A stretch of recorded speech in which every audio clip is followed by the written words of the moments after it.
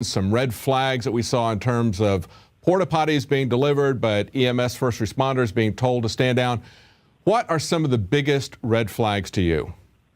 Well, again, I got to make sure that we're trying to put a puzzle together. And the first piece of the puzzle, once shots are fired, I want to know, and they won't tell me under the Connecticut Freedom Information Act, who did not order those helicopters. It is crucial. It is crucial in every mass casualty.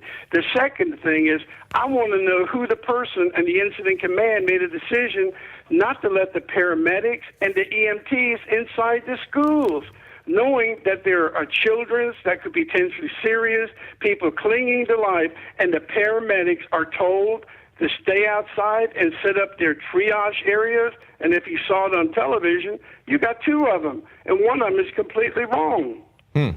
So nobody is allowed, no paramedics are allowed in? No paramedics. Right. You believe that? Can you imagine you're a parent knowing that your child is in there, shots are fired, and you're thinking that your child might be injured, and they do not let the paramedics and the EMTs and the...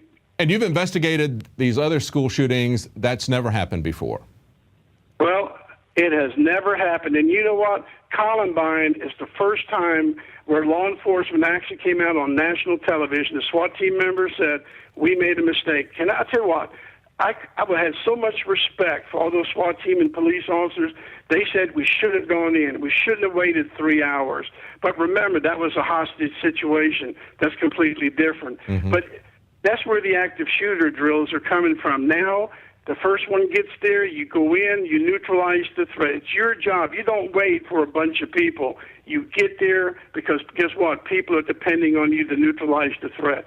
Here, we neutralized the threat within the first 8 minutes. I mean, it's done. 8 minutes, supposedly the shooter killed himself. Guess what? Yeah. I mean... And they've got a body count within, what was it, 11 minutes? Yeah, and who declared them dead? I want to know who declared all of those people legally. And you know what? I can't get it. And I'm using the Connecticut Information Act, which what? It's public record. There's no secret in this stuff. And they won't let the American people know who that was. And in Connecticut, only a doctor can declare them legally dead or a certified special license RN. Wow. Now, even though they won't let the EMS personnel in, they're not calling Life Flight in, there's no lawsuits from the parents in this. And that's also another first, isn't it? Are you ready? Never in the history, I promise you. If we Google and people do their homework and do their research, that's a piece of the puzzle. Never, ever have you not ever seen a lawsuit not filed. That's unheard of. Yeah, and I would think especially if they're holding back EMS personnel, that would be liability right there. Exactly. Not calling in the helicopters, holding the people back that do get there. I mean, that would be huge liability right there. I would call it negligence. It is negligence. Yeah. That's my opinion as an expert. But when you don't provide medical aid as quickly as possible, I think you have serious, serious problems. And I hope the people, your listeners, agree with this. Now, there were some other peculiar things about the way the parents behaved. Can you go into that? Well, can I stay with one more issue? Sure. If you ever watch, I mean, it's like almost they wanted you to see certain things. SWAT team, I want to know who trained the SWAT team members for the Connecticut State Police that day. You see them marching in there in group of twos. I mean, they're marching in. They're marching in. How is it that all of those policemen, all those SWAT members cannot find a registered nurse and a secretary in the front office for over 4 hours? You tell me that. Wow. Yeah. What kind of search is that? Are we that bad? And they said they searched the entire school 3 times, not once, not twice, 3 times. And that is coming out of the words of the public information officer, Lieutenant Paul Vance from the Connecticut State Police. We're going to search every crook and cranny. And then when they find a nurse, that is a registered nurse, they tell her to close her eyes so she doesn't see the blood. What the hell do you think registered nurses do? They deal with blood. Wow. It just doesn't add up. Yeah, and that's what we typically see with these events that we believe are false flags. Just like we saw with the Boston bombing, The FBI said, we've got a tape of them doing, all we saw them was them walking down the street, walking around a corner. That was the only thing that they showed. And yet they said, we've got pictures of them placing the bombs in place, but they wouldn't show anybody. And the governor said, yeah, that's what happened. They have the tapes. And somebody asked him, have you seen it? It's like, no, I haven't seen it. So he's just going with what they tell him. And that's what they want everybody to do.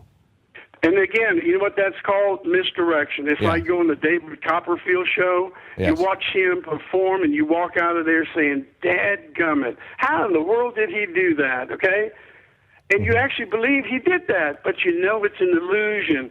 That's exactly, I think, what they did at Sandy Hook.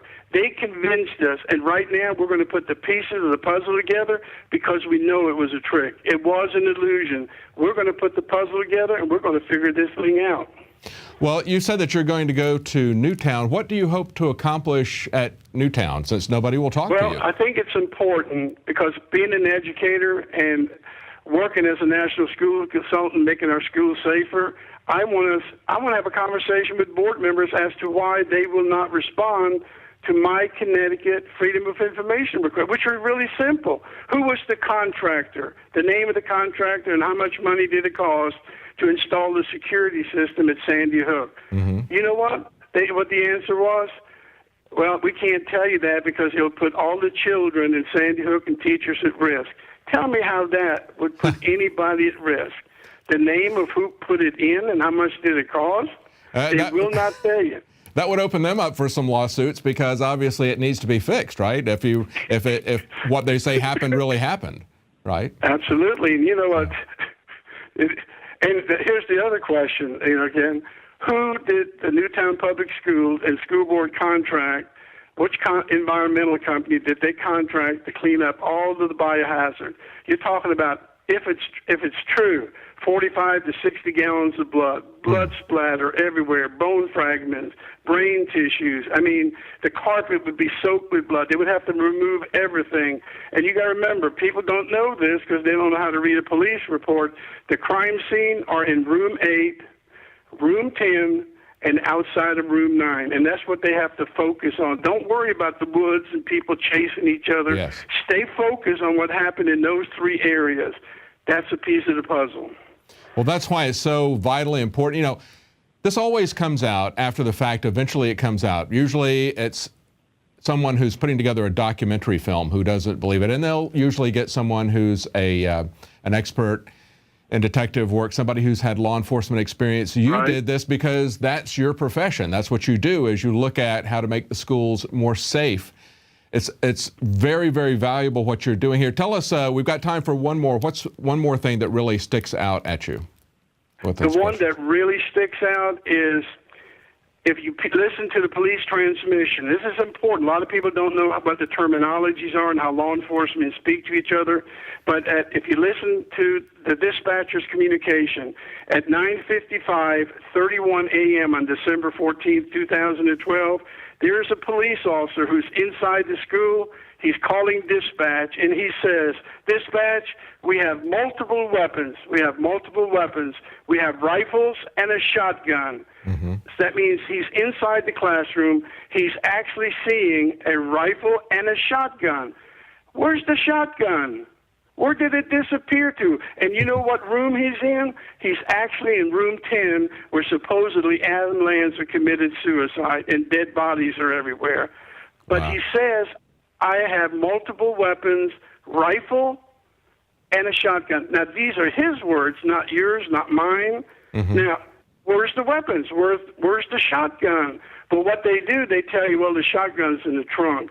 See, misdirection. That's right, and we covered that at the very beginning. We had video footage of them pulling it out of the trunk, and if I remember correctly, I think that car doesn't even belong to the Lanza family. Isn't that correct? Well, you can change it any way you want. Yeah. But the point is, they've done a great job. I mean, I have to admit, they should win an Oscar. I think whoever directed it, whoever created the script, I think it's a 2.5, 3-year project. Yes. I think they should get an Oscar because they have fooled a lot of people. Well, you know, those of us here at INFOWARS believe that this isn't the first time they've done a false flag. They've been planning and executing these things for quite some time in many, many different areas. We've got Operation Northwoods and many other things that they planned. Some of them they executed, some of them they didn't execute. It's just the way they get their agenda put forward, and we've seen this over and over again throughout history. We've seen governments doing it, but our government is really a master at doing this sort of thing. But thank you so much for your investigation into this. We want to keep in contact with you. We want to know what's going on with this. And please be very, very careful if you do go to Connecticut.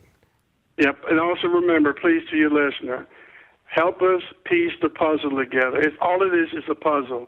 Don't get distracted with anything else. One piece at a time, and they just won't give you the answer. They will not respond or return phone calls. And I really thank you for giving us an opportunity today, okay, to have a conversation. Well, thank you so much, Mr. Halbig. Is there any way that people can help you other than information? Well, we're setting up a Sandy Hook Justice Trust Fund. We need to hire attorneys. We need to file civil lawsuits. We need to get people in Connecticut to raise their right hand. There's certain people that need to be deposed, and I think that's the only way we're ever going to find the truth. And I tell you what, there are a ton of people that are ready to go.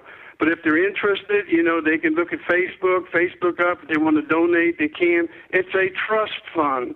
Nobody's going to tamper with it. Nobody's going to steal money. It's to hire the attorneys and find the solutions. And where do they find that on Facebook? We've got the website up, Children's Safety Institute. Just under Wolfgang W. Halbig. If you just find me, Wolfgang Halbig. All right, great. Well, I hope people will help you with that. Thank you very, very much. Thank you. Thank you for your efforts. Bye-bye. Bye-bye. Well, I hope you'll consider supporting him. He's a man of integrity who is eminently qualified to do this kind of investigation with experience in both law enforcement and school safety. He's got questions if they're really interested in keeping our kids safe rather than confiscating legal gun owners' guns. They would give up that information. But we see how it's met. It's met with intimidation and harassment, just as Obama does to his other political enemies, people who want to expose what he's doing. And you can support us here at Prison Planet TV by getting a subscription. You can share that with up to 10 other people simultaneously. It's a great way to spread the information, and it's a great way to support us here. Well, that's it for tonight. We'll be back tomorrow at 7 Central, 8 p.m. Eastern.